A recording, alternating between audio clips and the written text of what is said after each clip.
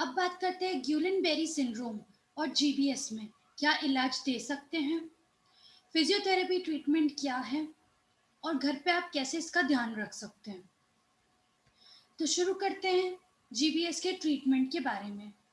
GBS का पूरी तरह से ठीक होना असंभव है, यानी आप जो इसके लक्षण हैं उसको ठीक कर सकते हैं। इसमें पेशेंट को ट्रीटमेंट दिया जाता है वो है plasma pheresis immunoglobulin. Plasma pheresis में जो प्लाज्मा है वो रिमूव करते हैं। इस प्रोसीजर में जो हमारी ब्लड का, हमारे खून का जो लिक्विड पार्ट होता है वो होता है प्लाज्मा, उसको रिमूव करते हैं और उसको रिप्लेस करते हैं अच्छे फ्लूइड से। एंटीबॉडीज जो बनने लग गए उसको रिमूव करते हैं, क्योंकि एंटीबॉडीज प्लाज्मा में होती है, उसको रिमूव करते हैं और हम आपके जो बीमारी के लक्षण है वो ठीक करते हैं। इम्यूनोग्लोबुलिन में इम्यूनोग्लोबुलिन एक ब्लड प्रोडक्ट होता है, एक खून का प्रोडक्ट होता है जो आपके इम्यून सिस्टम जो अटैक हो रहा है उसको डिक्रीज करता है, उसको कम करता है और हेल्दी एंटीबॉडीज आपकी बॉडी में डालता है वेन्स के थ्रू। मेडिकेशन से आप दर्द को और दिक्कत को, आपके लक्षणों को कम कर सकते हैं।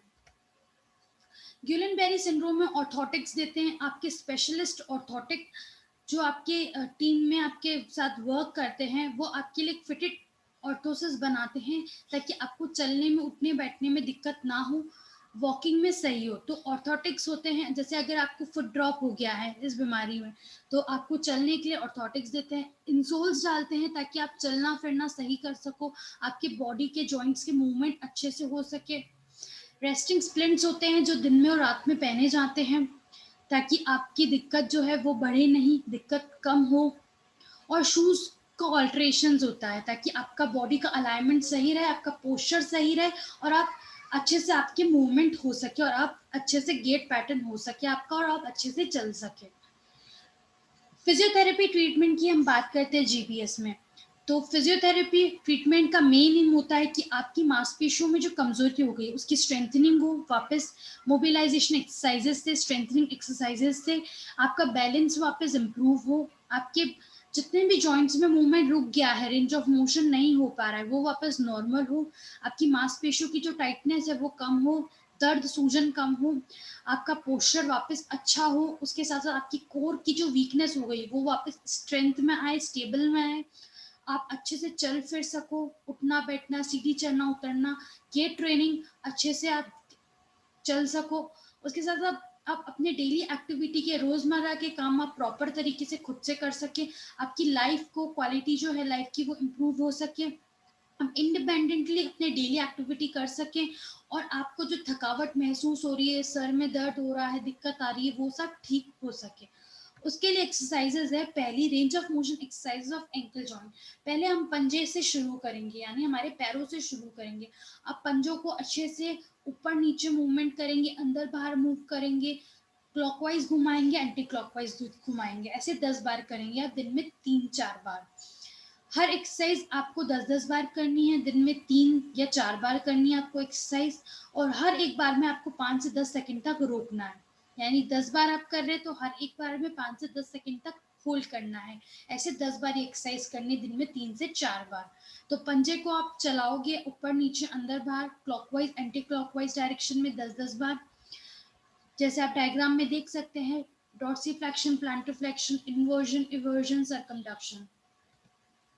फिर है दूसरी स्टैटिक क्वाड्रिसेप्स। इसमें आप ऐसे, जिस पैर की आपको करनी है वो पैर सीधा करोगे और जो पैर की एक्सरसाइज नहीं करनी वो पैर मोड़ लोगे। फिर जो पैर सीधा, उसके घुटने के नीचे आप टॉवल का रोल करके रख देंगे। फिर आपको घुटने को टाइट करना है, रोल की तरफ, टॉवल के रोल की तरफ दबाना है, होल्ड करना है 5 से 10 सेकंड तक, फिर रिलैक्स, ऐसे 10 बार करना है। फिर दूसरे पैर की आप कर रहे हो तो आपको दूसरा जो पैर है वो सीधा रहेगा और जिस पैर की नहीं करनी एक्सरसाइज वो पैर मुड़ा रहेगा, बेंड रहेगा। तीसरी, हील स्लाइड्स। इसमें आपको अपने घुटने को मोड़ना है, सीधा करना है, यानी आपको अपनी एड़ी को अपने बटक्स की तरफ लेके आना है अच्छे से अंदर तक, फिर वापस सीधा करना है पैर, ऐसे 10 बार दोनों पैरों का करना है। Leg slides. इसमें आपको पैरों को सीधा ही बाहर लेके जाना है, कंफर्टेबल, फिर अंदर लेके आना है, बाहर लेके जाना है, फिर अंदर लेके आना है। कैट एंड कैमल एक्सरसाइज, इसमें आप ऐसे 4 पॉइंट नीलिंग पोजीशन में आ जाएंगे। फिर आपको अपने पेट को अंदर दबाना है और अपनी कूब निकालनी है। होल्ड करना है 5 से 10 सेकंड तक। फिर उसके बाद अपने पेट को रिलैक्स करना है और ऊपर की तरफ गर्दन लेके जाना है। ऐसे 10 बार करना है आपको। ब्रिजिंग, इसमें आप सीधा लेट जाएंगे, दोनों घुटने मोड़ लेंगे। फिर आपको अपने बटक्स को उठाना है सीधा, आपके हाथ दोनों सीधे ही रहेंगे, स्ट्रेट। आपको अपनी कमर को ऊंची उठानी है, होल्ड करना है 10 सेकंड तक इस पोजीशन में। फिर वापस नीचे धीरे से लेके आनी है। ऐसे 10 बार करना है। नी टू चेस्ट पोज, इसमें आपको एक एक घुटने का भी कर सकते हो आप, या फिर दोनों घुटने का एक साथ भी कर सकते हो। आपको अपने घुटने को अच्छे से पकड़ के चेस्ट की तरफ लेके आना है। कंफर्टेबल स्ट्रेच तक आपको होल्ड करना है। फिर वापस थोड़ा सा पीछे लेके जाना, रिलैक्स करना है। ये ध्यान रखना है, ओवर स्ट्रेचिंग, ओवर एक्सरसाइज नहीं करनी है आपको। जितना आपको कंफर्टेबल स्ट्रेच फील होता है, कंफर्टेबल लगता है, वहीं तक की एक्सरसाइज को होल्ड करना है। नी रोल, इसमें आपको ऐसे सीधा लेट जाना है, फिर दोनों घुटने को मोड़ लेना है, अपने पंजों को बराबर रखना है। फिर आपको अपने घुटने को, अगर आप दाएं की तरफ लेके जा रहे हो दोनों घुटने को, तो अपनी गर्दन को, अपने सर को बाएं की तरफ घुमाना है, यानी अपोजिट घुमाना है। ऐसे होल्ड करना है, फिर अपोजिट करना है, फिर दाएं और बाएं घुमाना है घुटने और सर को। फिर उसके बाद आपको गर्दन की एक्सरसाइज करनी है। आपको चेयर पे कंफर्टेबली बैठ जाना, अपनी कमर को सीधी रखना है। ये ध्यान रखना है आपका पोस्चर बिल्कुल सही रहेगा। फिर आपको सीधा देखना है। फिर उसके बाद गर्दन को ऊपर लेके जाना है कंफर्टेबली, फिर नीचे लेके आना है। ऐसे 10 बार करना है। फिर आपको अपने कान को कंधे की तरफ लेके जाना है, अपने सर को कंधे की तरफ लेके जाना है, लेफ्ट में लेके जाना है, फिर राइट में। ऐसे 10 बार करना है। फिर आपको अपने सर को घुमाना है पूरा क्लॉकवाइज अच्छे से, फिर एंटी क्लॉकवाइज। फिर आपको कंधे की एक्सरसाइज और कोहनी की एक्सरसाइज करनी है। आपको अपने कंधे को, अपने हाथों को बिल्कुल स्ट्रेट सीधा लेके जाना है, फिर पीछे लेके जाना है, फिर वापस सीधा लेके जाना है ऊपर तक, फिर पीछे लेके जाना है पूरा। फिर आपको अंदर बाहर लेके जाना है, ऊपर नीचे लेके जाना है। फिर आपको अपनी बॉडी के पास लेके आना है, दूसरे कंधे की तरफ छूना है, फिर वापस सीधा लेके जाना है। फिर आपको अपने कंधे को घुमाना है, ऊपर लेके जाना है, फिर पीछे घुमाना है, यानी श्रगिंग करनी है। फिर उसके बाद पीछे लेके जाना है, फिर आगे लेके जाना है, पीछे। फिर ऐसे क्लॉकवाइज और एंटी क्लॉकवाइज शोल्डर का रोटेशन करना है। फिर आपको अपनी कोहनी को मोड़ना है, सीधा करना है। अपनी मुट्ठी को बना के, अपने हाथों की मुट्ठी बना के आपको अपने कंधे की तरफ लेके आना है हाथों को, फिर सीधा करना है। ऐसे 10 बार करना है। फिर आपको एक कंफर्टेबल आप चेयर पे बैठ के अपने हाथों को रेस्ट पे रखेंगे टेबल पे, और अपना कलाई का हिस्सा बाहर रखेंगे। फिर आपको अपने कलाई को ऊपर पूरा अच्छे से लेके जाना है, नीचे लेके जाना है। ऐसे 10 बार करना है। फिर अंदर, फिर बाहर लेके जाना है। ऐसे 10 बार करना है। फिर क्लॉकवाइज और एंटी क्लॉकवाइज डायरेक्शन में कलाई को घुमाना है। फिर आपको अपने पाम को सीधा करना है, उल्टा करना है, सीधा करना है, उल्टा करना है। फिर आपको अपनी मुट्ठी बनानी है टाइट। फिर उंगलियां और अंगूठा खोलना है पूरा अच्छे से, फिर वापस अंदर लेके आना, टाइट मुट्ठी बनानी है, खोलना है। फिर आपको अपनी उंगलियों को फिंगर स्प्रेड करना है, यानी अपनी उंगलियों को दूर लेके जाना है, सारी उंगलियों अंगूठों को पास लेके आना है। फिर आपको अपनी अंगूठे से उंगलियों के टिप्स को छूना है 10 बार। फिर उसके बाद उंगलियों के जो पाम है, मतलब आपकी उंगली के जो नीचे वाला हिस्सा है, जो एंड हिस्सा है, उसको भी टच करना है, टिप्स को और एंड हिस्से को टच करना है। फिर आपको कंफर्टेबली चेयर पे बैठ जाना है। स्टार्टिंग में आप किसी का सपोर्ट ले सकते हैं, आगे रख के किसी चेयर का। ऐसे आपको कंफर्टेबली चेयर पे इतनी बॉडी स्ट्रेट करके बैठना है। फिर अपने दोनों हाथों को ऐसे रोल कर लेना। फिर आपको बिल्कुल सीधा उठना है, फिर बैठना है, सीधा उठना है, बैठना है। शुरुआत में अगर आपका बैलेंस अच्छा नहीं है, तो आप सामने अपनी एक चेयर रख लो, उस पर आप दोनों हाथ रख के फिर खड़े हो, फिर बैठो।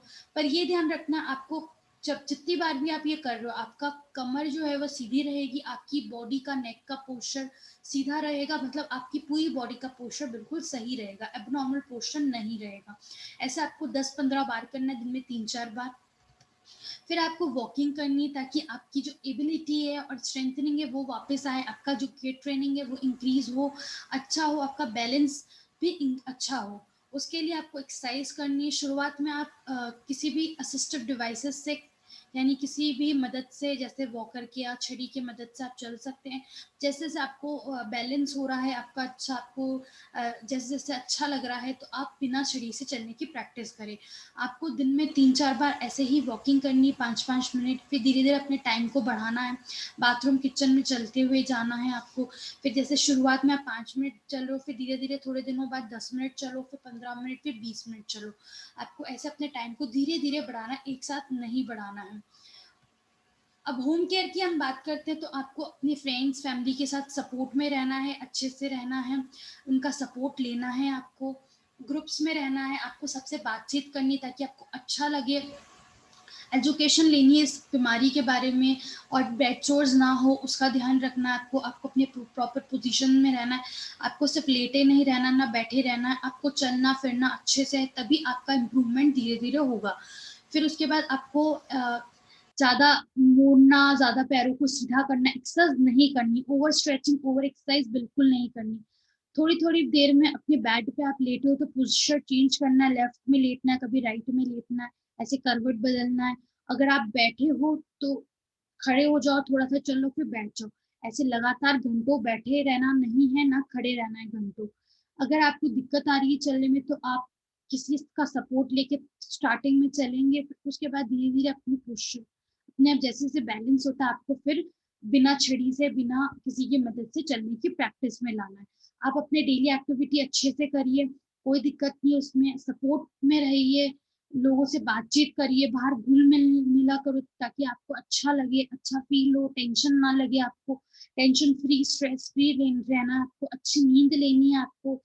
उसके साथ-साथ आपको लगातार घंटों काम नहीं है, एक्सरसाइज नहीं करते रहना, आपको धीरे-धीरे छोटे-छोटे ब्रेक्स में आपको एक्सरसाइज करनी है, रेंज ऑफ मोशन एक्सरसाइजेस करनी है आपको, और आपको चलना-फिरना, उठना-बैठना सब करना, आपको ब्रीथिंग एक्सरसाइज करनी है, नाक से अंदर साँस लेनी है, मुँह से छोड़नी है, नॉर्मल एक्सरसाइज करनी है आपको। ब्रीथिंग की, अगर आप चेयर पे बैठ के काम कर रहे हो तो अपनी कमर के पीछे आप तकिया रख लो। उसके बाद अगर आप सीधा पैर रख के बैठे हो तो आप दोनों घुटने के नीचे तकिया रख लो। अगर आप सो रहे हो तो सीधे लेटे हुए हो तो दोनों घुटने के नीचे एक तकिया रख के घुटने को रेस्ट पे रखो। अगर आप करवट से लेटे हो तो करवट से लेट के आपको दोनों घुटने मोड़ के दोनों घुटने के बीच में एक छोटा-सा पतला-सा तकिया या टॉवल का रोल रख के लेटो आप। आप ये ध्यान रखो आपकी बॉडी बिल्कुल स्ट्रेट रहे, ताकि आप जब कंप्यूटर पे काम रहे तो आपका जो हाथ है वो बिल्कुल सही रहे, आपकी थाइस से बिल्कुल पैरेलल रहे, ज़्यादा झुकी भी नहीं रखनी है आपकी बॉडी को, ना ओवर पीछे की तरफ लेके जाना है। थोड़ी-थोड़ी देर में आपको अपने पोस्चर को चेंज करना है, लाइक 15-20 मिनट तक आप बैठे हो तो खड़े होके थोड़ा-सा चल लो, फिर बैठ जाओ, या खड़े हो 15 मिनट तक, 20 मिनट तक तो बैठ जाओ। हर 15-20 मिनट्स में आपको अपने पोस्चर को चेंज करना है। उसके साथ-साथ आपको अपने डेली में रिमाइंडर रख लेना है दिमाग में कि मुझे अपनी कमर को सीधी रखनी है, अपनी बॉडी को सीधी रखनी है, झुक के नहीं रहना है, स्ट्रेस फ्री रखना है बॉडी को। फिर आपको डीप ब्रीथिंग एक्सरसाइज करनी है। आप गरम का सेक भी कर सकते हो, अगर आपको कमर की दर्द है, तो आप हॉट पैक होता है, वो बाज़ार में मिलता है, फिर गरम आप सेक कर सकते हो अपने कमर पे 15 से 20 मिनट तक दिन में 2-3 बार। अच्छी नींद लेनी है, डाइट अच्छी लेनी है, उसके साथ-साथ आपको एक्सरसाइज़ेज़ करनी है, ओवर स्ट्रेचिंग, ओवर एक्सरसाइज़ नहीं करनी। आपको एक्सरसाइज़ और चलते-फिरते रहना है आपको, और अपने वेट को नहीं बढ़ाना है, वेट ज़्यादा है तो कम करने की कोशिश करना है, वेट बिल्कुल भी नहीं बढ़ाना है, और एक्टिव रहना है। Thank you.